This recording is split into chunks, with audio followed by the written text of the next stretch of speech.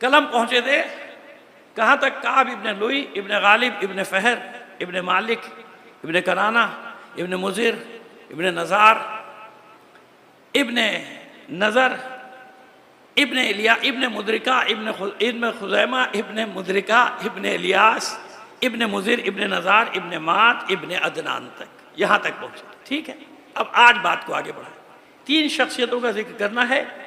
उससे पहले थोड़ा सा मुकद्दिमा है जो हम गुफ्तगू कर रहे हैं उसके बारे में, जब तक हमारे मजमा भी माशाल्लाह आ जाएगा, जो आहिस्ता आहिस्ता आ रहा है, फिर हम बात को शुरू करें। लेकिन मुकद्दिमा भी आपके काम का है। देखिए, हम तिलावत जो कर रहे हैं वो 127वीं और 128वीं आयत की कर रहे हैं, सूरह बकरा की। ठीक है ना, 2। अब आइए 129वीं आयत, उसमें क्या है? इसके साथ ही सूरह बकरा दूसरा सूरा है, उसके 127-28 की तो मैं रोज़ तिलावत कर रहा हूँ ना आपके सामने। 129वीं आयत में क्या है? 129वीं आयत में भी दुआ है। जनाब इब्राहिम की दुआओं का सिलसिला जारी है। ये मैंने आज के लिए रखा था कि आज जहाँ तक पहुँच जाएगी बात कि मैं इस आयत को भी आपके सामने पेश करूँ। 129वीं आयत है, रब्बना वब्अस फ़ीहिम रसूलन मिनहुम यतलू अलैहिम आयातिका व युअल्लिमुहुमुल किताब वल हिकमा व युज़क्कीहिम। ये है जनाब आयत। ऐ पालने वाले, अब ये दुआ मांग रहे, पालने वाले, इन्हीं में से एक रसूल मबूस कर इनमें। किन में से? मेरी ज़ुर्रियत में से। अब देखिए, मिलाइए आयत को। पहली वाली आयत क्या है? रब्बना वजअलना मुस्लिमैन लक व मिन ज़ुर्रियतिना उम्मतन मुस्लिमतन लक। समझ में आ रही है बात? पालने वाले, हमारी ज़ुर्रियत में, हमारी औलाद में हम दोनों को मुसलमान रखना, हमारी ज़ुर्रियत में, हमारी औलाद में भी मुसलमान रखना। किसकी बात हो रही है? ज़ुर्रियत की। किसकी बात हो रही है? औलाद की। अब उसके फौरन बाद रब्बना वब्अस फ़ीहिम रसूलन मिनहुम, परवरदिगार इनमें एक रसूल मबूस करना, इन्हीं में से। किन में से? किन में से? मेरी औलाद में से। इसलिए मैंने कहा ना, तसलसल है आयात का, अलग नहीं है। फिर पढ़ता हूँ, रब्बना वजअलना मुस्लिमैन लक व मिन ज़ुर्रियतिना उम्मतन मुस्लिमतन लक। ए पालने वाले, हम दोनों को मुसलमान रखना और हम दोनों की ज़ुर्रियत में भी इस्लाम को बाकी रखना। एक गिरोह को मुसलमान रखना, एक गिरोह को मुसलमान रखना। और फिर उसके बाद होता है रब्बना वब्अस फ़ीहिम रसूलन मिनहुम। बाहर से नहीं, रसूल बाहर से नहीं आएगा। ये जो मेरी ज़ुर्रियत है, इन्हीं में से एक रसूल को मबूस करना जो इन पर तेरी आयात की तिलावत करे, इन्हें किताब और हिकमत की तालीम दे और इनका तज़किया नफ्स करे। तो बात समझ में आई कि रसूल कहीं और से नहीं आएगा, क्योंकि आजकल एक शुबा पैदा किया जा रहा है। साम्राज्य एजेंट और कुछ दानिश्वर जाली तैयार किए गए हैं जो कहते हैं कि नहीं, हुजूर जो थे वो तो बनी इस्माइल से नहीं थे, वो बनी इसहाक से थे, और पता नहीं क्या क्या दलील लाते जनाब इसहाक की औलाद से लाते। लेकिन मैंने जो कुरान की आयत पढ़ी उसमें क्या है? मक्के में इसहाक नहीं आए थे। मक्के में जनाब इसहाक कब आए? कुरान क्या कह रहा है? वयरफ़अ इब्राहीमुल क़वाइद मिनल बैत व इस्माईल। काबे को तामीर किसने किया? इब्राहिम और इस्माइल ने। नस से कुरान ये कि इस्माइल हैं काबे में, इस्माइल की औलाद है। लेकिन शुबहात पैदा किए जाते ताकि यहूदियों को फ़ायदा पहुँचाया जाए कि नहीं भाई, असल में तो वो भी बनी इसराइल हैं। बनी इसराइल नहीं है, ये है बनी इस्माइल। कौन है ये? सब के सब बनी इस्माइल। पूरा शजराम पढ़ते चले आ रहे हैं। लिहाजा याद रखिए कि इन्हीं में से, यानी मेरी ज़ुर्रियत में से, बाहर से नहीं, मेरी औलाद में, हम दोनों की औलाद में एक रसूल को मबूस करना। रब्बना वब्अस फ़ीहिम रसूलन, इनमें एक रसूल मबूस करना, मिनहुम, जो इन्हीं में से हो, यानी मेरी औलाद में से हो। सलवात भेजिए मोहम्मद आले मोहम्मद पर।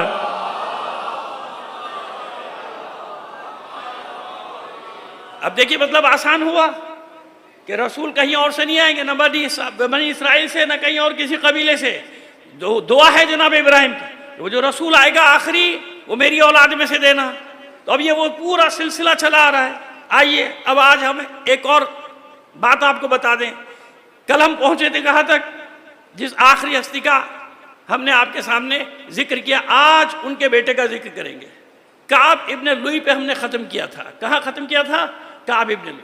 और आपको ये भी बता चुके कि ये वो ज़माना है जब बनी खज़ाआ ने मक्के पर होल्ड हासिल कर लिया।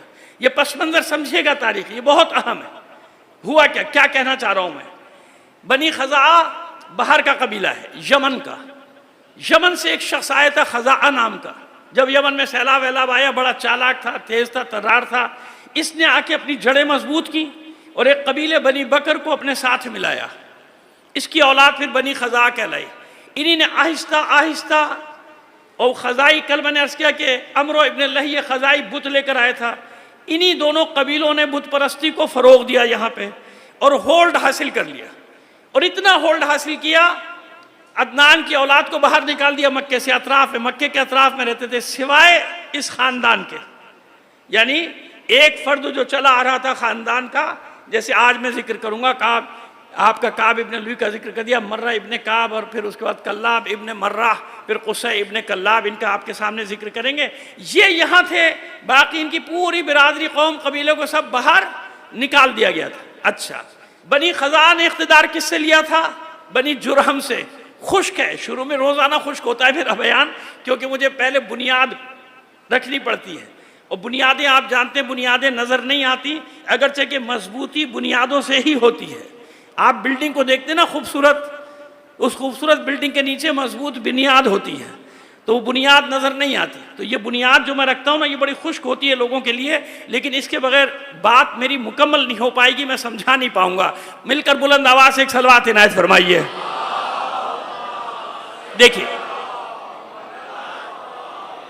अब हम इन मजालिस में कड़ी से कड़ी मिलाते चले जाएंगे। जनाब इस्माइल के एक बेटे थे क़ीदार, एक बेटे थे नाबित। नाबित, नून अलिफ बेते, नाबित। नाबित को जनाब इस्माइल ने मुतवल्ली बनाया था किसका? खाने काबा का। और नाबित की ननियाल जो है बनी जुरहम कबीला, बनी जुरहम जिसमें शादी हुई थी जनाब इस्माइल की। ठीक है जनाब, बनी जुरहम। नाबित के बाद ये हुआ कि बनी जुरहम ने आहिस्ता आहिस्ता पूरे मक्के पे कब्जा कर लिया। बनी जुरहम का कब्जा हो गया, ननियाल थी लेकिन कब्जा कर लिया। और कब्जा करने के बाद जो काबिज़ों का तरीक़ा होता है, जो आमिरों का तरीक़ा होता है, जुल्म, तशद्दुद, मार धाड़, बदकारी, इज़्ज़त, असमत कुछ महफूज नहीं थी। तो बनी जुरहम कई सौ साल तक मक्के पर काबिज़ रहे। बनी जुरहम से जो इक़्तिदार छीना था वो बनी ख़ज़ा ने। अब ये बनी ख़ज़ा की बात समझ में आई? बनी ख़ज़ा ने, अच्छा, बनी जुरहम के ज़माने में बनी इस्माइल तो मौजूद थे ना, मक्के से नहीं निकाला गया था। ये अपना जो सिस्टम था उसको ये बाकी रखे हुए थे, और ये चल रहे थे कि ठीक है उधर जो कुछ भी वो करें, लेकिन इन्हें अपने ख़ानदानों को एक करके रखा हुआ था, जमा करके रखा हुआ था, क्योंकि जानते थे कि आगे कौन सा वक्त आने वाला है। बनी जुरहम से छीना था इक़्तिदार किसने? बनी ख़ज़ा ने। तो अब जो हम आप बात करें जिस ज़माने की, वो कौन सा ज़माना है? जब मक्के पे ज़ाहिरी इक़्तिदार किसका है? बनी ख़ज़ा का। बनी ख़ज़ा एक यमन का कबीला, यमन से आया हुआ कबीला था, इसका कबीला। और इसने अपने इत्तेहादी भी बनाए, बहुत बड़ा कबीला है बनी बकर, उसको अपने साथ इसने मिला लिया। अब आइए, ये पस मंज़र जहन में रखिए, ये ज़माना है। अब मैं शख्सियात को पढ़ूंगा आपके सामने, तो आपको बड़ी आसानी हो जाएगी, क्योंकि बहुत ही अहम मतलब आज आने वाला है, नाकाबिल यकीन मतलब आएगा। लेकिन मैं यहाँ से कह रहा हूँ, मैं ज़िम्मेदार हूँ, अगर तारीख़ों में ना हो तो मेरी गर्दन काट दीजिएगा, अगर सीरत की किताबें में ना हो तो मैं गुनाहगार, ठीक है ना? क्योंकि मतलब इतना अहम है जो आपको देने जाएंगे आज इंशाअल्लाह। सलावत भेजिए मोहम्मद आले मोहम्मद पर।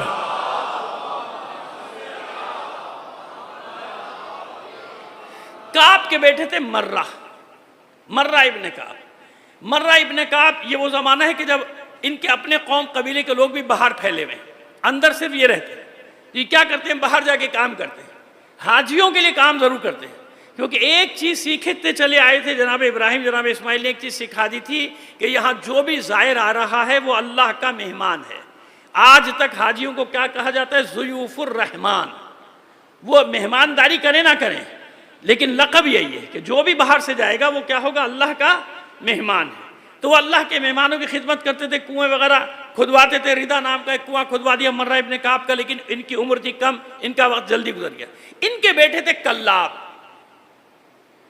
जिससे वो कबीला है बनी कल्लाब, बहुत बड़ा कबीला बनी कल्लाब, जिसका नाम बार बार, जैसे जनाब उम्मुल बनीन फातिमा कल्लाबिया याद आ गया जहन में, ये सी बनी कल्लाब से निस्बत है। क्योंकि कल्लाब के एक बेटा तो नहीं था, और भी बेटे थे ना, उनसे जो शाखें बनती चली गई, वो आप एक उनके पोते का नाम था आमिर, तो वो बनी आमिर, और उसी से फिर कल्लाब नस्ल बनी, बनी कल्लाब। कल्लाब नाम नहीं है, नाम है हकीम। लेकिन शिकार जो ये करते थे तो इन्होंने शिकारी कुत्ते पाले हुए थे, और आप जानते हैं कि शरीयत में शिकार के लिए कुत्ता रखना जायज़ है। 2, 3 या 4 कुत्तों की इजाज़त है शरीयत में पालने की। एक वो तालीमी, जिसको पूरी ट्रेनिंग दे दी जाती है, एक शिकारी कुत्ता, एक हिफाजत के लिए जो होता है, हिफाजत के लिए क्या, खेतों की भी हिफाजत के, तो इसलिए अक्सर कुत्ते का नाम सुन के लोग परेशान हो जाते हैं। तो ऐसा नहीं है, 3-4 कुत्तों के रखने की इजाज़त है। आप घर की हिफाजत के लिए भी कुत्ता रख सकते हैं, घर के अंदर नहीं है उसको रखो, लेकिन घर के बाहर हिफाजत के लिए जो रखते हैं वो जायज़ है, वो हराम नहीं है। अक्सर लोग जो जाके दे फलाने ने कुत्ते पाले हुए हैं, ओ भाई कौन सा कुत्ता पाला हुआ है पहले तो देख लेना है, खुदा के बंदो ऐसा नहीं करो ना, ऐसा नहीं करो, अपनी मर्जी की शरीयत ना बनाओ। तो ये जो मैंने बताया आपको, तो वो उनका लक़ब पड़ गया क्योंकि उनके पास कुत्ते ज़्यादा थे, शिकार के लिए भी जाते थे, अपने ज़मीनों की हिफाजत भी कराते थे उनसे, तो उनका लक़ब पड़ गया था कल्लाब। अब कल्लाब होते होते होते नाम भूल गए लोग, कल्लाब रह गया। जैसे भी जनाब हाशिम के बाब में इंशाअल्लाह हम आपको बताएंगे, कल या परसों, कल पहुँचेंगे मेरा ख्याल, नहीं परसों पहुँचेंगे जनाब हाशिम तक। तो अब ये कल्लाब इनका लक़ब पड़ गया, कल्लाब इब्ने मर्रा, कल्लाब इब्ने मर्रा इब्ने काब इब्ने लुई इब्ने गालिब इब्ने फहर इब्ने मालिक। ये सारा सिलसिला जो हम आपके सामने पढ़ते चले आ रहे हैं, इब्ने कनाना इब्ने खुजैमा इब्ने मुदरिका इब्ने इलियास इब्ने मुज़िर इब्ने नज़ार इब्ने मात इब्ने अदना। अब ये उसी सिलसिले की एक कड़ी, जिनके पेशानी में नूर नबूवत है, कल्लाब के। कल्लाब ने भी, क्योंकि दौर वही जो मैं आपको बता चुका कि कोई इख्तियार नहीं है, इक़्तिदार नहीं है, यानी मुनहरिफ लोगों का कब्ज़ा हो चुका है, खाने काबा में बुत रखे जा चुके हैं, हर तरफ बुत परस्ती हो रही है। अब सिर्फ मोमिन का काम यह है कि अपना ईमान बचाओ, अपना ईमान बचाओ। इसीलिए कल्लाब के बारे में भी कि कल्लाब ने भी कभी किसी बुत के आगे सर, और सबूत यह कि उनका कोई बुत नहीं था, कोई बुत नहीं था। कल्लाब का दौर भी गुजर गया। कल्लाब के बाद कल्लाब के 2 बेटे बड़े मशहूर, एक है जोहरा, बड़ा बेटा, क्या नाम है, जोहरा, जिनसे कबीला चला बनी जोहरा, बहुत बड़ा कबीला। आज तक लोग जब अपने शजरे हसब नसब लिखते हैं अरबों में, तो कोई ना कोई मिलाते हैं, कहते हैं हम बनी जोहरा से हमारा ताल्लुक। अरबों में आज भी ये है कि वो अपना सिलसिला नसब जो है वो बना के रखते हैं, बचा के रखते हैं। तो बताते हैं कि हम फला कबीले से, हम फला कबीले से हमारा ताल्लुक है। तो बनी जोहरा ये थे बड़े भाई। छोटा भाई था कल्लाब का, छोटा बेटा था, बहुत कम सिन, उसका नाम था जैद, उसका नाम है जैद। उसे का कल्लाब का इंतकाल हो गया जल्दी, जब वो छोटे ही थे, बिल्कुल छोटे थे, उनका इंतकाल हो गया। इनकी वालदा का नाम था फातिमा इब्ने साद, कमसिनी में इंतकाल हो गया बेटे का।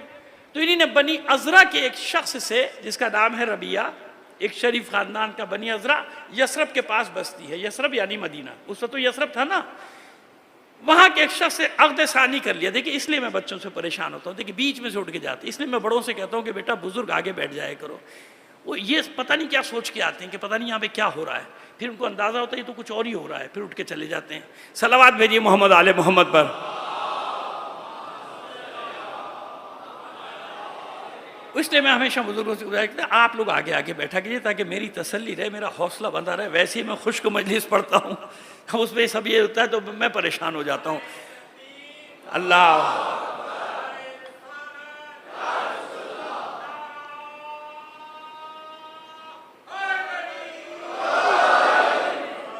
तो अब जनाब फातिमा बिनते साद को जाना पड़ा ना, अपने ससुराल जाना पड़ा। तो बड़े बेटे को छोड़ दिया, जोहरा अपनी कौम में है मक्के में, जैद को अपने साथ ले, छोटे थे। तो जैद क्योंकि दूर हुए, अपनों से दूर हो गए, तो इनका नाम पड़ गया कुसै।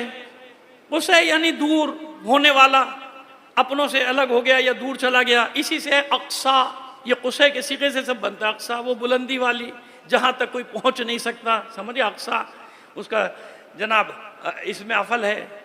अच्छा अब उसको चलिए, अब वो नहव की बहस में पड़ जाऊंगा, सर वो नहव की उसको छोड़िए आप। कुसै का माना यानी दूर हो जाने वाला, अलग हो जाने वाला, तो कुसै नाम पड़ गया। अब ये बनी अजरा में रहते इतने छोटे थे कि इन्हें नहीं मालूम कि मेरा कबीला कौन सा है, मेरा खानदान कौन सा है, कुसै। लेकिन तीर अंदाज बड़े जबरदस्त, बेहतरीन तीर अंदाज, शहसवार थे कुसै, मशहूर थे। तो एक दफा तीर अंदाजी का मुकाबला हुआ, 12-13 साल के हैं जनाब, ये जीत गए। जीतने के बाद फख्र मुबाहत कर रहे थे, तो लोगों ने जल के कहा कि तुम हम में से नहीं हो, तुम बाहर से आए हो, हम में दाखिल हो गए हो। इनको ये बात लग गई दिल को, मैं कौन हूँ, मैं बाहर से आया हूँ। फौरन माँ की खिदमत में आए, और आने के बाद कहते हैं मादरे गिरामी ये क्या कह रहे हैं लोग मुझे, आज मुझे ये ताना दिया है तो आप कहती हैं कि अंता अकरबो मिन्हो नफ्सम व अबन, ए मेरे बेटे, या बुनैया अंता अकरम मिन्हो नफ्सम व अबन, ए मेरे बेटे तू इनसे बहुत अफजल है, इनसे शरीफ है, नसब में भी, हसब में भी, शराफत में भी, करामत में भी, तो इन सब से अफजल। अंतबनो कल्लाब इब्न मर्रा, तू कल्लाब इब्न मर्रा का बेटा है। व कौम का इंदा बैतिकल हराम, और तेरी कौम, तेरे आबा अजदाद वहाँ रहते हैं जो खुदा का घर है। इंदा बैतिकल हराम, बैतुल मुहर्रम के घर, खाने काबा के घर, बैतुल मुहर्रम के पास रहते हैं। माँ ने बताया कि तू इन सबसे अफजल है, तेरा इनका कोई मुकाबला नहीं है, तू उसका बेटा है कल्लाब का, तेरा घर वहाँ है अल्लाह के घर के साथ। अब इनको शौक हुआ कि मैं अपनों में जाऊँगा, कुसै को हुआ ना शौक कि मैं अपनों में जाऊँगा, अरे मादरी गिरा, मैं यहाँ नहीं रहूँगा इनके साथ, मैं अपनों में जाऊँगा। माँ ने भी कहा हाँ बेटा तू वहीं जाएगा, मैं यही इंतज़ार कर रही थी कि तेरा तुझे शऊर आ जाए, तो इतना बाशऊर हो जाए तो मैं तुझे अपनों में भेजूँ। सब्र कर, जब हज के काफिले जाएंगे तो मैं तुझे भेजूँगी। हज तो होता था ना ज़माने जाहिलियत में, हज होता था याद रखिएगा, लेकिन हज के नाम पे मेला होता था, पहले बता चुका आपको। मेला, लोग जा रहे हैं इबादत करें, मेला। वही मैं डरता हूँ कि कहीं कुछ इबादतें मेले में तब्दील ना हो जाए, लोगों के हालात बड़े ख़राब है, नज़र आ रहे हैं मुझे। सलावात भेजिए मोहम्मद आले मोहम्मद पर।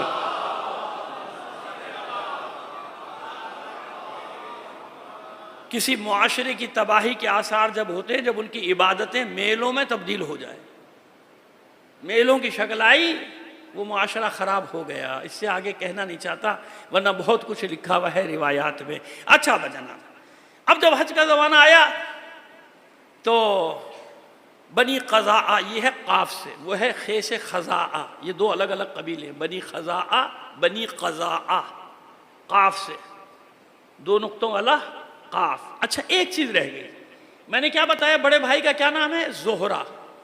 ज़ोहरा भाई, ज़हरा और ज़ोहरा में फ़र्क है। आजकल जो उर्दू पढ़ा रहे हैं ना क्लासों में, स्कूलों में, उनको भी ये फ़र्क नहीं मालूम। वो ज़हरा नाम लिख रहे हैं, आगे छोटी है बना देते हैं, ये ज़हरा नहीं हुआ, ये हुआ ज़ोहरा। क्या हुआ, छोटी गोल है बन जाए तो ज़हरा नहीं रहता, ये बन जाता है ज़ोहरा। ज़ोहरा वो सितारा, अगरचे के माना में दोनों करीब हैं, चमकदार, रोशन, नूर, सफ़ेद, शफ़ाफ, थोड़ा सा फ़र्क है नहवी हिसाब से, उसको छोड़ दीजिए, लफ्ज़ी माना एक। ज़हरा बुतूल लिखा हुआ है, उसने आगे छोटी है बनाया, वो हो गया ज़ोहरा बुतूल। ज़ोहरा अलग है, ज़हरा, ज़हरा में अलिफ आता है। क्या आता है, ये सब सुन ले भाई, जो टीचर स्कूल में पढ़ा रहे वो भी सुन लो, क्योंकि उन्हें भी नहीं पता। मैं बच्चों की कापियाँ चेक करता हूँ, फिर ठीक कर करके भेजता हूँ उर्दू उनकी, कि वो खुदा के बंदो क्या कर रहे हो तुम लोग। जैसे मुंजिर और मंजर, अब बच्चे का नाम है मुंजिर, मंजर लिखा हुआ आ गया, मैंने कहा भाई तो आपने मंजर लिखा, कहा नहीं मुंजिर लिखा है। भाई जोए अगर आ जाए तो होगा मंजर, मुंजिर नहीं होगा। मुंजिर यानी डराने वाला, तो मुंजिर किससे लिखा जाएगा, जाल से, मीम नोए, मीम नून जाल रे। उर्दू भी पढ़ानी पड़ती है मुझे मिंबर से। सलावत भेजिए मोहम्मद आले मोहम्मद पर।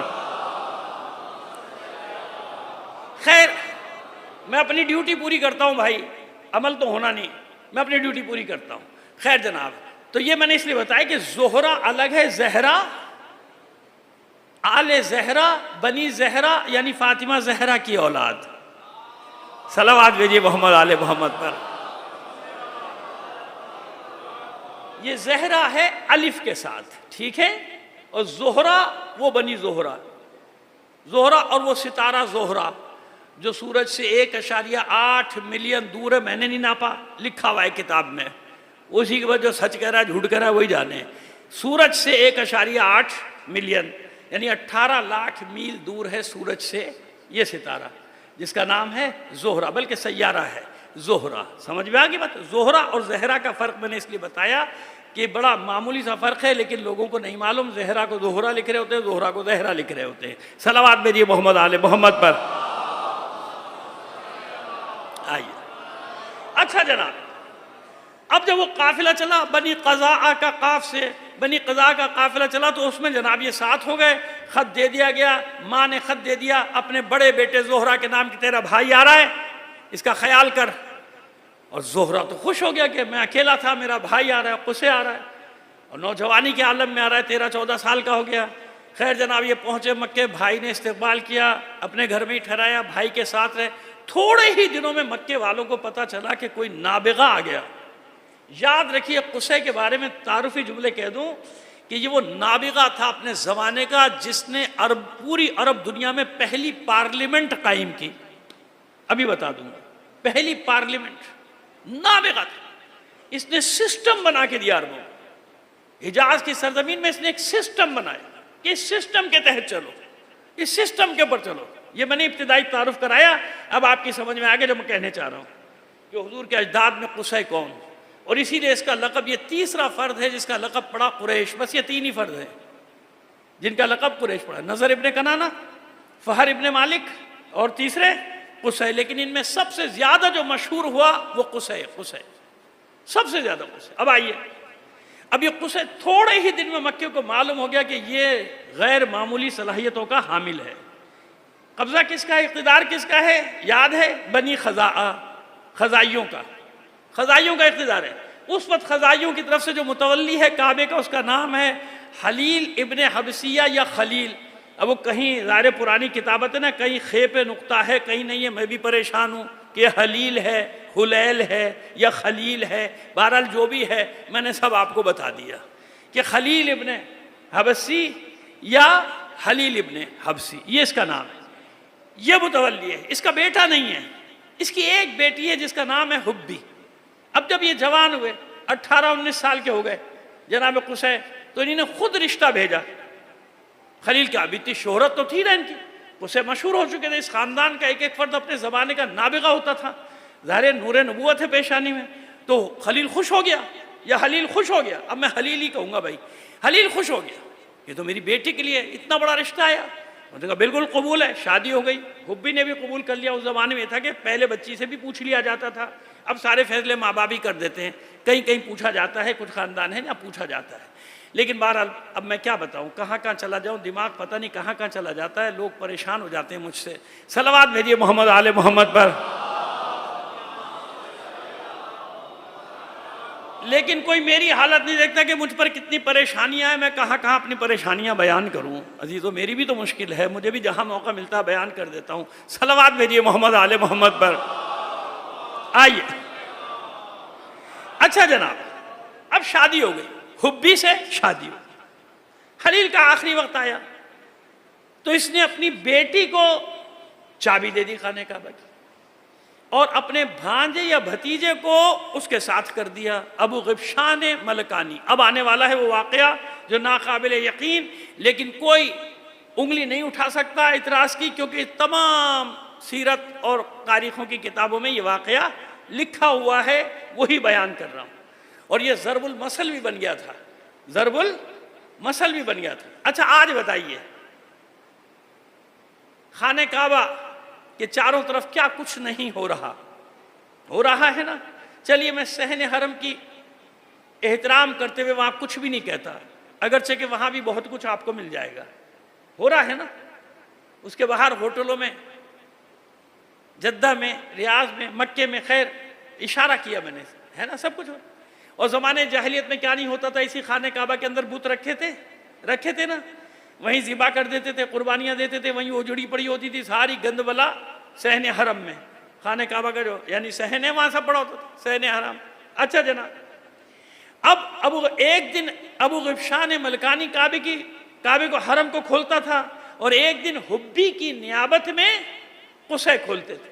यहाँ तक बात आ गई, कुसै को इतना इख्तियार मिल गया क्योंकि हुब्बी के शौहर हैं, तो हुब्बी तो नहीं जाएगी, तो हुब्बी की नियाबत में कुसै जाते थे।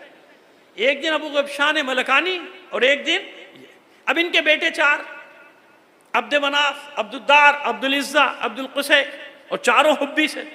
तो इन्हें हुब्बी से बात की एक दिन कि हुब्बी तू जानती है कि खाने काबा की तौलियत का हक बनी इस्माइल को है, इस्माइल के बेटों को, तू जानता, और ये हमारा हक है। मैं चाहता हूँ कि यह हक हमारे बेटे को मिले। अच्छा हुब्बी का तो अपना बेटा है ना अब्दुद्दार, वो तो खुद चाहती है कि जान छुड़ाओ इससे, मैं चाहता हूँ मेरे बेटे अब्दुद्दार को यह हक मिल जाए। तो भी खुश हो गई कि तो मेरे बेटे के पास आएगा ना, मैं राजी हूँ। लेकिन अबू ग़िफ़शान राजी नहीं होगा कभी भी, तेरे हवाले करने पे। क्या तू मुझे उसको मुझ पर छोड़ दे, तू राजी है? क्या मैं क्यों नहीं राजी होंगी, मेरा बेटा है अब्दुद्दार, उसके हाथ में अगर चाबी आती है, वो मुतवल्ली बनता है काबे का, तो मैं क्यों नहीं राजी होंगी? उनका बस अब मुझ पर छोड़ दे। वो गया हुआ था ताइफ, ऐशो इशरत जाहिर है। आज भी कमर जलालवी का वो मिसरा याद आ रहा है मुझे, काबे की कमाई से जो पीते हैं शराब, है ना। एक सलावत भेजिए मोहम्मद आले मोहम्मद पर। उस कौम के, कमर जलालवी का है शेर, मेरा नहीं है भाई, उस कौम के बारे में कमर क्या लिखूं, काबे की कमाई से जो पीती है शराब। वो जो मैंने 2-4 जुमले पहले गए थे, अब सबूत मिल गया आपको। तो वो जनाब ये था कि आ रहा है कमाई और वो अय्याशी में उड़ाता था। तो ये उसके पीछे गए ताइफ। दूसरे दिन वो उसके पास गए तो वो अपने नाव नोश में मसरूफ था, शराब कबाब चली, जुआ खेल रहा था, हारे जा रहा था, जुआ खेल रहा था, हारे जा रहा था। लोग जुए में पता नहीं क्या क्या हार जाते हैं। अब मैं किस्से सुनाना शुरू करूं तारीखी तो आप हैरान हो जाएंगे, लेकिन चलिए छोड़िए। तो उसको जाके नशे में था, हार रहा था शराब, और पैसे की भी उसको ज़रूरत थी। उसको उठाया, बात कर मुझसे, खाने काबा की तौलियत के बाद नशे में था। तो आप जानते कि कितने में सौदा किया उसने काबे की तौलियत का? 1 मशकीज़ा शराब और 1 ऊँटनी, 1 ऊँटनी और 1 मशकीज़ा शराब, क्योंकि उस वक्त उसे ज़रूरत थी। मैंने लिखो, कॉलम लिखा दिया, वो लिखा, वहाँ जो बैठे थे उनके दस्तखत भी कराए, गवाह बनो, और लेकर आ गए वापस कि अब ये खाने काबा की तौलियत हमारे पास आ गई, मेरा बेटा किलीद बरदार बनेगा। अब जनाब जब वो होश में आया तो वो तो पागल हो गया कि ये क्या हुआ, खाने काबा की तौलियत मेरे हाथ से निकल गई। लेकिन मुआहिदा हो चुका था। लेकिन उसका कबीला पूरा खड़ा हो गया बनी खज़ा के, ये नहीं हो सकता कि हमारे कबीले से इसकी तौलियत निकल जाए खाने काबा की। आप जानते हैं कितने झगड़े होते हैं, मज़ारात पे इधर उधर कब्ज़े के होते नहीं होते। असल मसला ये होता है सारा का सारा। ओ जनाब वो कबीला खड़ा हो गया, बनी खज़ा, और बनी खज़ा के साथ बनी बकर भी खड़े हो गए, क्योंकि उनका भी हिस्सा था। उनका भाई ये क्या हो रहा है, खड़े हो जाओ, आधा तुम्हें देंगे, आ जाओ। इधर जनाब कुसै ने कहा नहीं, मुआहिदा तो हो गया, अब जंग हो या लड़ाई हो या कुछ हो। इनके भी हामी कबीले दोनों आ गए, बनी कनाना और बनी क़ज़ाआ। फिर अर्ज कर रहा हूँ, वो है बनी खज़ाआ खे से, ये है बनी क़ज़ाआ काफ से, काफ। तो बनी क़ज़ा, इनके भी कबीले आ गए कि नहीं हो सकता, मुआहिदा हो गया, लिखा हुआ है, दस्तखत हैं गवाहों के, अब इधर आ गई तौलियत, अब नहीं जाने देंगे। जंग हो, कई दिन तक लड़ाई, बहुत खून बह गया। तो फिर होता था ना, लोग बीच में पड़ते थे, भाई बंद करो, बंद करो, बंद करो, कोई रास्ता निकालो। अब रास्ता निकाला जो दोनों चारों कबीलों के लिए कबूल थी। एक शख्सियत थी वहां, उमर इब्ने औफ, जिनके दियानतदारी मशहूर थी, उमर इब्ने औफ। दोनों ने उस पर इत्तेफाक कर लिया कि जो ये फैसला करेगा मंजूर। अच्छा, इस बात को भी लिखवा लिया गया, सब ने दस्तखत किए, जो चाहते थे ना कि जंग नहीं हो, जंग नहीं, उन सब ने लिखवाया, लिखो लिखो इसका फैसला मानोगे। सबके दस्तखत लिए, मोहर लिए, खाने काबा पे लटका दिया कि अब जो ये फैसला करेगा उसके बाद किसी को हक नहीं लड़ने का, वरना सारे अरब मिलकर उसके खिलाफ लड़ेंगे। अब जो नहीं मानेगा तो क्या होगा, जो बाकी कबाइल जंग में नहीं है वो भी शामिल। थोड़ी देर और खुशकी बर्दाश्त कर लीजिएगा, लेकिन मेरी मजबूरी है आपको सुनाना। तो जनाब वो अब ये सब, अब जब इतना बड़ा मुआहिदा हो गया, अब उमर इब्ने औफ ने फैसला दिया कि काबे की तौलियत का हक है कुसै के बेटे अब्दुद्दार का, और जितने लोग इनके मारे गए, यानी बनी कनाना के, यानी कुसै के साथी और बनी क़ज़ा के, इन सब का खून बहा अदा करो। और जो उनके मारे गए वो खून रायगा गया, क्योंकि वो नाजायज़ थे, ये हक पर थे। अब जनाब कोई चारा नहीं था, अगर वो इसको नहीं मानते तो पूरे अरब उनके ऊपर टूट पड़ते हैं। इस तरह से जनाब कुसै ने हिकमत अमली के ज़रिए से वापस बनी इस्माइल में पलटाए। क्यों, अब रसूल के आने का ज़माना करीब आता जा रहा है ना, 150-200 साल रह गए आने में, लिहाजा उससे पहले पहले ज़मीन हमवार हो रही है कि यहाँ बनी इस्माइल का कम से कम कंट्रोल तो हो जाए। तो बनी इस्माइल का कंट्रोल जनाब कुसै ने लिया। अब ये जनाब कुसै ने किया क्या, जनाब कुसै ने आते ही 5 इदारे कायम किए। आज तक उनका नाम तारीख में मौजूद है, और एक तो अब तक कायम है, बल्कि 2 अब तक कायम है और चल रहा है, वैसे ही चल रहा है। सबसे पहले रिफादा और सिकाया, बनी खज़ा क्या करते थे? हाजियों को लूटते थे, जैसे आज लूटा जा रहा है, वही ज़माना वापस पलट आया। बनी खज़ा हाजियों को लूटते थे, और जो लूटने से बच जाते थे वो रास्ते में लूट जाते थे बेचारे। हज भी करने आ रहे हैं, लूट के भी जा रहे हैं। इन्हीं ने क्या किया? रिफादा सिकाया काम किया कि नहीं, ये अल्लाह के मेहमान हैं और तुम इस घर के मकीन हो, लिहाजा जितने भी आ रहे हैं मेहमान हैं, इनकी मेहमानदारी करो। तो रिफादा खाने पीने का, सिकाया पानी का। ये जमजम बेचते थे। हुसैन ने कहा खबरदार, ये सब के लिए, जैसे मेरे जद ने किया था, मुजिर ने, नजार ने, कहा जमजम बिकेगा नहीं, जमजम सबके लिए। लिहाजा खाने पिलाने का इंतजाम, रिफादा सिकाया, जो बाद में जनाब हाशिम के पास आया, हाशिम के बाद जनाब अब्दुल मुत्तलिब के पास आया, जनाब अब्दुल मुत्तलिब के बाद जनाब अब्बास और जनाब अबू तालिब के पास आया।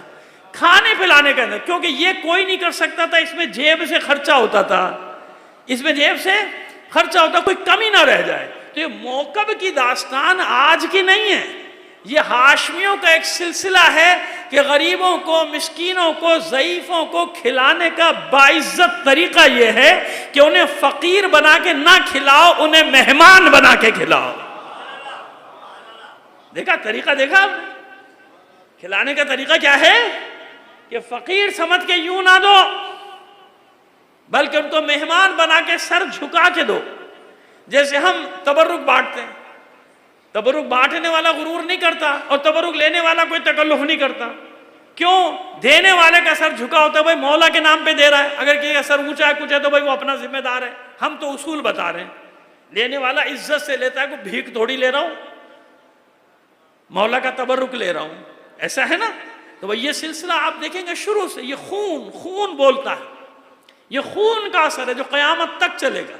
कि किसी को भूखा नहीं देख सकते हाशिम, किसी को कमजोरी के आलम में नहीं देख सकते, ज़ईफ़ी के आलम में जो हो सकता है वो करेंगे हाशिम, जो हो सकता। तो हुसैन रिफादा सिकाया के अंदर अब जब हाजी आए तो हैरान, मोकब लगे हुए, पानी के कुएं नए बने हुए, पानी रखा हुआ है, और ऐसे गढ़ों में रख दिया जाता था। हर जमाने में एक सिस्टम होता था ना ठंडा करने का, ठंडा पानी रखा हुआ, उसमें किशमिश डाली जाती थी ताकि मीठा हो जाए। खारा होता था ना, किशमिशें नीचे बैठ गई, पानी मीठा हो गया। लोग हैरान कि भाई कितने का एक गिलास? का कितने का गिलास नहीं, जाओ पियो, अल्लाह के नाम पे, तुम मेहमान हो, खाने का इंतजाम हो रहा है। हाजी हैरान कि कौन आ गया। अब यहां से कुसै की शोहरत पूरे सरजमीन अरब में जा रही कि वारिस इस्माइल इब्राहिम कुसै आ गया है। कुसै ने ये महकमे कायम कर दिए, रिफादा सिखाया।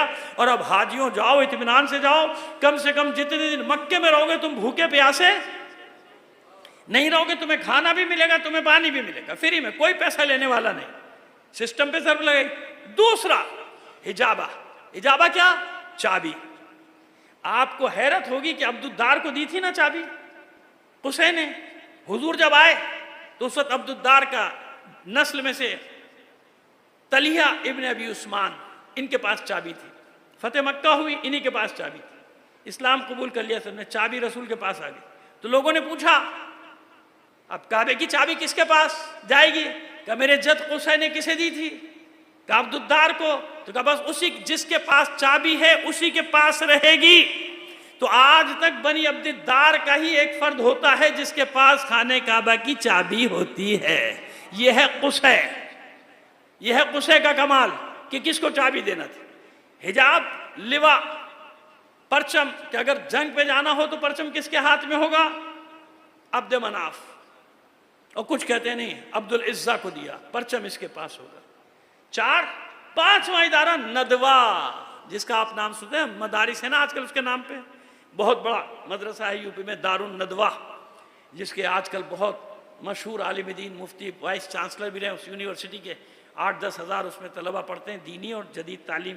दारुन नदवा और नदवी सलमान नदवी वगैरह जिन्होंने सीरतुन नबी लिखी, आजकल उन्हीं के नवासे माशाल्लाह सलमान नदवी हसनी, जिनकी क्लिप्स बड़ी चल रही हैं और जिनके खिलाफ बड़े फतवे आ रहे हैं। एक और हमारे मुफ्ती बेचारे के पीछे पड़ गए ना सब, ऐसी वहाँ भारत में उनके पीछे पड़ गए बेचारे के भी। वो हक बात कर, वो हक बात आपके फेवर में, हमारे फेवर में, यानी हक के फेवर में बात कर, लिहाजा उसके पीछे पड़े हुए। तो खैर जनाब, नदवा, नदवा क्या था? 2 इमारतें बनवाई हुसैन ने। एक मुज़दलिफ़ा में बनाई, पहले मुज़दलिफ़ा का बता दें, मशअरुल हराम जिसको कहते हैं मशअर, वहाँ इमारत बनाई, वहाँ से बैठ के कंट्रोल करते थे हज को, जैसे कंट्रोल रूम नहीं होता, कंट्रोल रूम बना दिया उन्होंने। मशअरुल हराम में एक बिल्डिंग बनवाई पहले, कंट्रोल रूम, हाजी आ रहे हैं, पहाड़ों पे रोशनी का इंतजाम करो। मुज़दलिफ़ा और मिना के पहाड़ों पे आग जलाई जाती थी कि रात के वक्त जो हाजी आ रहे हैं उनको रहनुमाई के लिए, रास्ता न गुम हो जाए, इधर उधर ना चल जाए, और उनको मालूम रहे कि ये हदें हैं। यानी वो निशान जो मुज़िर ने लगाए थे उन निशानों की तजदीद की और वहाँ अलाव रोशन किए जाते थे। अब आज वो इलेक्ट्रिसिटी है, लाल लाल रंग के बल्ब आपको नजर आते हैं, तो ये लगाने वाले कुसै थे ताकि लोग अपनी हद से बाहर ना निकल जाए। मशअरुल हराम में बिल्डिंग बनाई, वहाँ इनके ख़ानदान के लोग बैठे होते थे, कंट्रोल कर रहे होते थे, इनके वॉलंटियर्स घूम रहे होते थे, हाजियों की रहनुमाई कर रहे थे, इससे आगे ना जाना, मुज़दलिफ़ा यहाँ तक है, यहाँ तक अरफात है, यहाँ से हज में आ जाओ मुज़दलिफ़ा। समझ रहे हैं आप, जैसे इंतज़ाम होता है, जैसे आप लोग करते हैं, आपके बच्चे करते हैं। ये निज़ाम किसने बनाया? कुसै ने। दूसरी बिल्डिंग बनाई, पहली पक्की इमारत। उससे पहले खाने काबा के गिर्द घर होते थे, झुग्गियाँ होती थी या कच्चे मकान होते थे। पहली पक्की बिल्डिंग बनाई खाने काबा, एक पहाड़ी के ऊपर बनाई, वो अब तक उसके आसार मौजूद हैं। कहते हैं कि उसको लाइब्रेरी किताब खाना बना दिया गया, वल्लाहु आलम बिस्सवाब। तो जनाब वो बिल्डिंग बनाई, और वो बिल्डिंग सब हैरान थे कि इतनी पक्की इतनी बड़ी बिल्डिंग क्यों बना रहे हैं, क्या अपने लिए महल बना रहे हैं? नहीं, अपने लिए महल नहीं बना रहे थे। क्या किया उसको बनाने के बाद? उसको नाम दिया नदवा, मशवरे करने की जगह, फैसले करने की जगह। तमाम कबीलों को हुक्म दिया कि देखो, जब तुम्हारा कोई मसला हो यहां जमा हो जाओ। हर कबीले के दो दो नुमाइंदे लिए, और नुमाइंदे लेकर नदवा का मेंबर बना दिया कि झगड़ा करने से पहले आपस में बैठो, फैसला करो, फैसला हो जाए, यहां बैठ के फैसला करो। तो ये पहली पार्लियामेंट थी, असेंबली थी जो कुसै ने बनाई, ताकि खाना जंगी से बचा जाए, सिविल वार से बचा जाए। एक हद तक कामयाब रहे, पूरी खाना जंगी ख़त्म नहीं कर सकते थे। क्यों नहीं ख़त्म कर सकते थे? ये मक्के में किया था ना। अब दूसरे जो ताइफ, यसरब, खैबर, इधर जो कबाइल थे, उनकी लड़ाइयाँ तो चल रही थी और उनके मुआहदे थे कबीलों से। तो जब किसी कबीले की लड़ाई होती थी, यहाँ से किसी कबीले को मदद के लिए, क्योंकि हलीफ था, जाना पड़ता था। लेकिन बड़ी हद तक कुसै ने क्या किया कि मक्के की जंगों को, लड़ाइयों को ख़त्म कर दिया कि नदवा में आओ, बैठो, बात करो। जब बात करोगे कोई ना कोई नतीजा निकल आए। या अगर जंग पे भी जाना है तो यहाँ से जाएंगे, अगर कोई मक्के पर हमला कर रहा है तो हम यहाँ जमा होंगे, यहाँ से अपना परचम लेके यहाँ से आगे जाएंगे। तो ये 5 काम ऐसे थे कि तारीख में जिसने कुसै को अमर कर दिया था। कुसै इतना बड़ा आदमी बन गया था। एक सलवात भेजिए मोहम्मद आले मोहम्मद पर। लंबी हो गई बात, बस मैं देखिए, अब मैं आपको बताऊं, एक माजरत चाह रहा हूं, मैं यहीं पे ख़त्म कर रहा हूं, बात बहुत लंबी हो गई। अभी कुछ बातें हैं जो मैं कल करूंगा, लेकिन आज जो इतनी खुश्क मजलिस हुई तो मुझे माफ़ कर दिएगा, लेकिन मेरी मजबूरी यह है कि मैं चाहता हूं कि मतलब को पूरी हद तक आप तक पहुंचा दिया जाए, क्योंकि ये जो मजमा आ रहा है इसे मैं जानता हूँ, ये कहीं नहीं जाएगा 9 तारीख तक। ये मुझे सुनने आएगा इंशाल्लाह जब मैं ज़िंदा हूँ, क्योंकि मैं दिलचस्पी चेहरों से पता चल जाती है ना। कोई सो नहीं रहा, सोने वाले जो थे वो 1-2, अब वो आज नहीं आ रहे, उनका भाई छोड़ो भाई, ये अजीब मजलिस है, कहीं और चलो। तो अब समझ में आ गई मेरी बात कि मुझे अच्छा लगता है कि आप मेरे जो मतलब दे रहा हूँ उस मतलब को सुन रहे हैं, समझ रहे हैं, क्योंकि इससे आपको दलीलें मिलेंगी आगे बात करने के लिए कि अल्लाह के रसूल के अजदाद में कोई काफिर नहीं था, कोई काफिर नहीं थे, सब मुसलमान थे, सब जानते, सब इस्लाम पर थे। आइए, मैंने बात को यहाँ पे रोक दिया क्योंकि मेरी अचानक घड़ी पे नज़र पड़ गई। ये मजलिसें ऐसी हैं, यकीन करें, मैंने 27-28 साल पढ़ी थी, वो जवान भी था, तो 2.5 घंटे की एक मजलिस पढ़ी थी मैंने, वो लोग सुन रहे थे तवज्जो से। लेकिन अब डरता हूँ कि इतनी लंबी कोई मजलिस सुनेगा नहीं। सलावत भेजिए मोहम्मद आले मोहम्मद।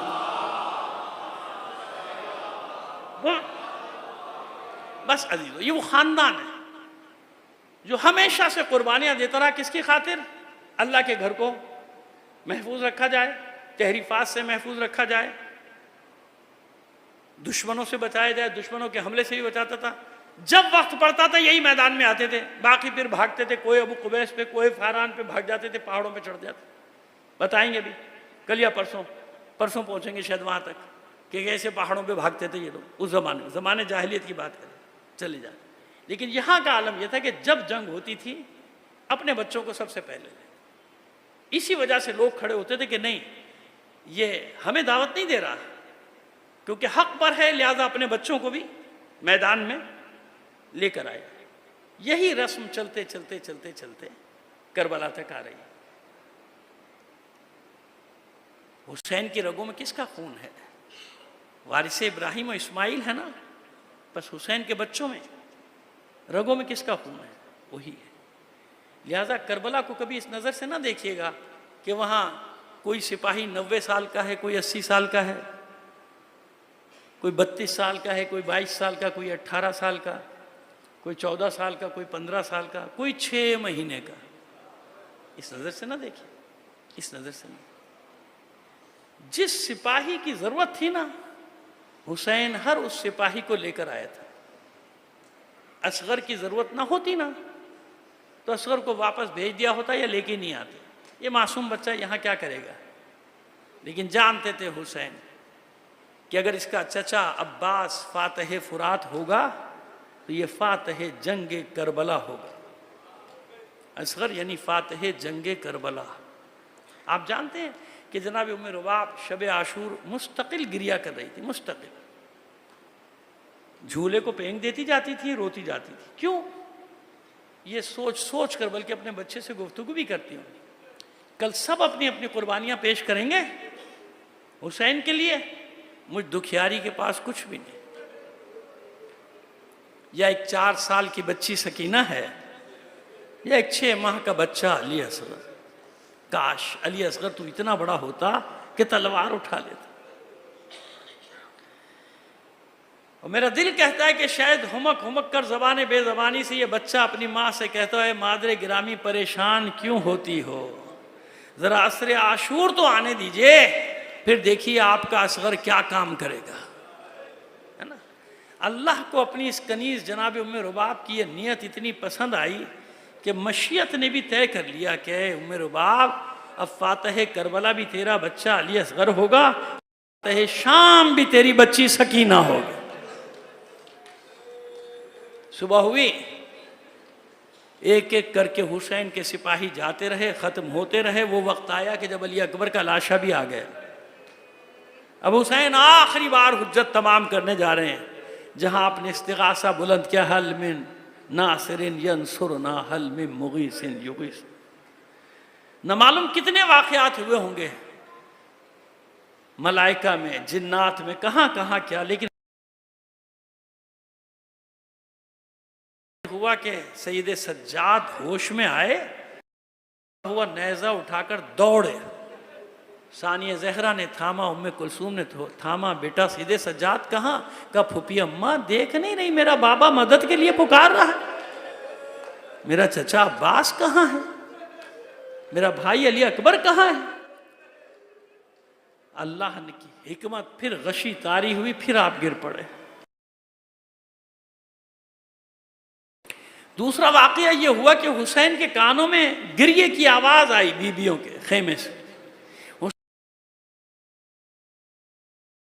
जिंदा हूं, अभी रोने का सबब क्या? तो बताती हैं बीबियां, मौला आपकी आवाज़ सुन के जब बाबा मदद के लिए पुकार रहे थे तो अली असगर ने सुना, हुमक हुमक कर बताना जब कोई ना समझ सका अली असगर की ज़बान, तो अली असगर ने झूले में से करवट ली, अपने आप को गिरा दिया ताकि सबकी तवज्जो मेरी जानिब हो।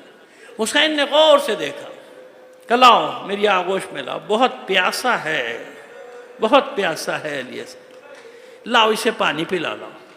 माँ ने धड़कते दिल के साथ अली असगर को हुसैन के हवाले कर दिया। हुसैन इस आलम में निकले थे कि बाहर इतनी शिद्दत की धूप थी कि आपने अपनी अबा के दामन में इस चंद माह के बच्चे को छुपा लिया।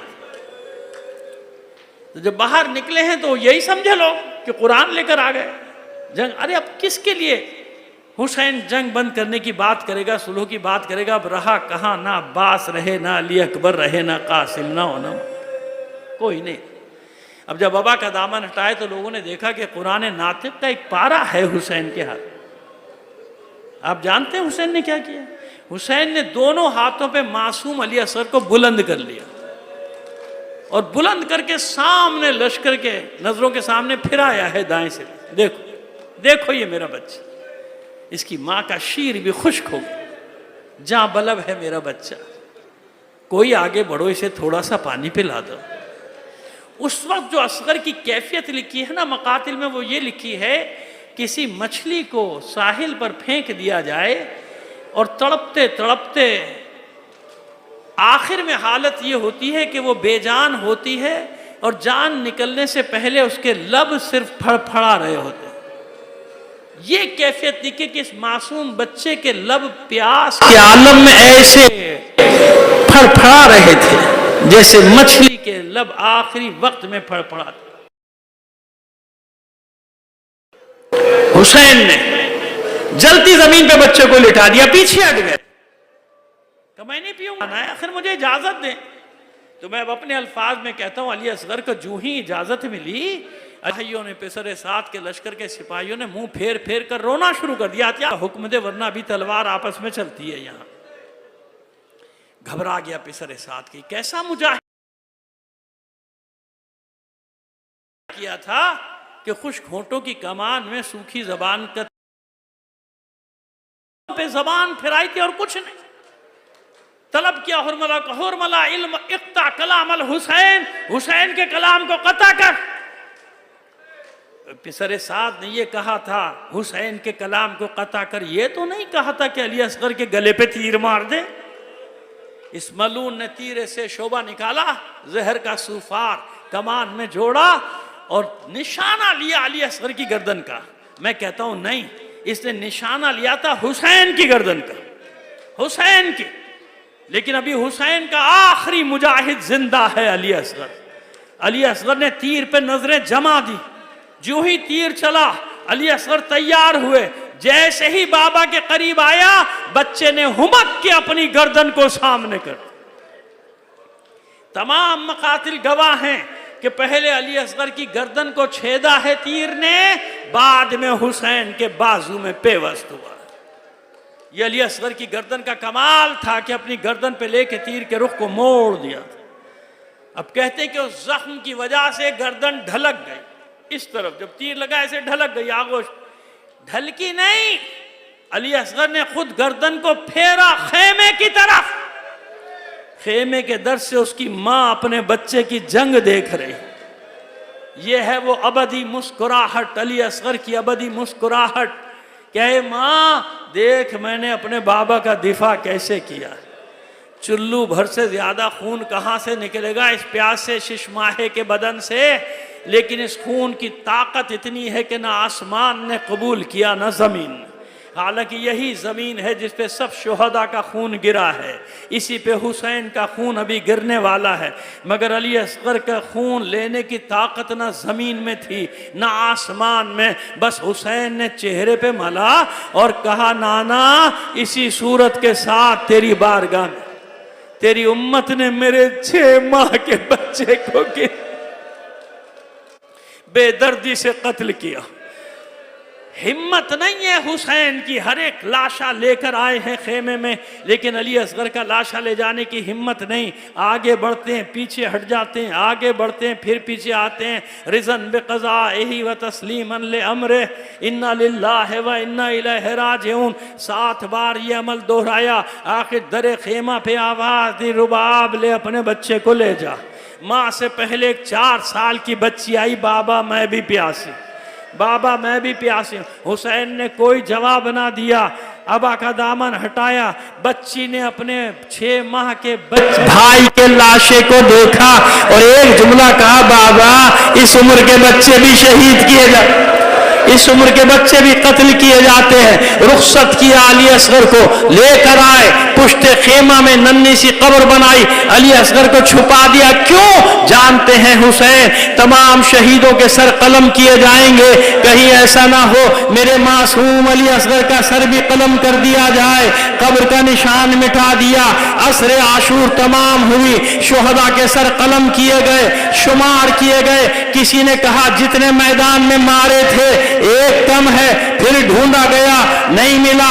किसी ने कहा आखिरी वक्त में पुश्ते खेमा पे हुसैन कुछ छुपा रहे थे, नज़े बरदारों का दस्ता तैयार हुआ। और दौड़ना शुरू किया। जमीन खोदता जाता है, उम्मे रुबाब का कलेजा हलक में आ गया। खेमे की पुश से दरार से देख रही हैं कि जमीन छेद रहे हैं, लाशा तलाश करने के लिए दिल हिलने लगा। उम्मे रुबाब का दुआ करती है, माबूद मेरे असगर की खैर हो। लेकिन ए जनाब उम्मे रुबाब, अली असगर की तमन्ना तो कुछ और है। अली असगर तो कहते हैं, ए मेरी माँ ये दुआ ना कर, तेरे अली असगर को गवारा नहीं कि सब शुहदा के सर तो नेज़े पर हो और अली असगर का सर ना हो। बस अली असगर की मुराद पूरी हुई। एक मलून का नेज़ा जो जमीन में गया, अब जो वापस आया, नौ के सिना पे उम्मे रुबाब का घर, उम्मे रुबाब का 6 माह का